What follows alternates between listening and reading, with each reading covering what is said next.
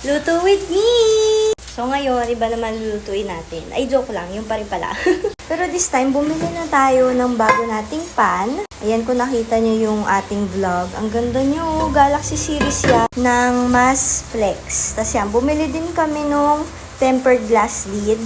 Ayan siya. 290 nitong lid. Tapos 729 itong pan. Diba? Mura lang. Tapos sabi ni Kuya, non-stick to. So, let's see.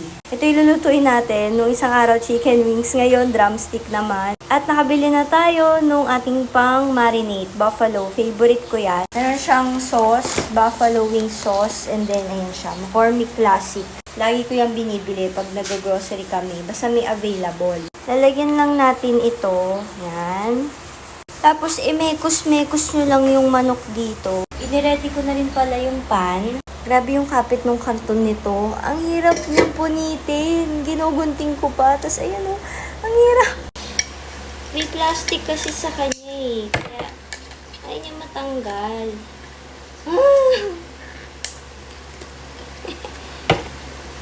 Ubos oras yan. Let's go. Pag in-screw ko siya, pwede siya matanggal, pero nakakatamad. Tanggalin na natin talaga. Yan, sa wakas. Pero no, matibay kaya itong Mass Flex. Pinugasan ko guys, kaya ganyan. Pero ayan, okay na siya. Meron na tayo pananggalang ni Diva.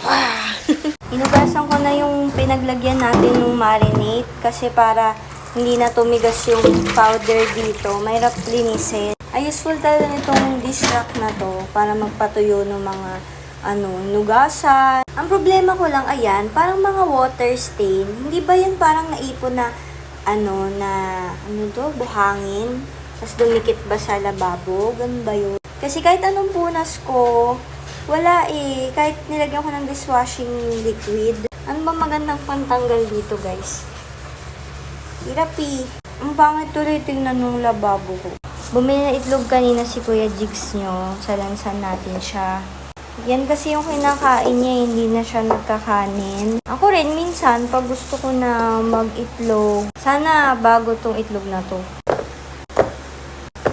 Ang dami pa namin kulang dito sa bahay. Pero okay nga yun eh, nakatira na kami dito. At least nakikita namin kung ano yung mga kulang naming gamit. Like yung cabinet ba, kailangan i-measure din namin kung gaano ba kalaki yung pwedeng kakasya sa loob. Tapos ito pala guys, yung sofa namin, galing yan dun sa dating bahay, sa nirerentahan namin. So baka may gustong bumili sa inyo, 35k kasi yung bili namin dyan. So ngayon bebenta namin siya 15k. Masyado kasi siyang malaki para dito sa sala namin. Sabi ng mga friend ko, parang okay naman, parang sakto rin naman doon sa bahay nyo.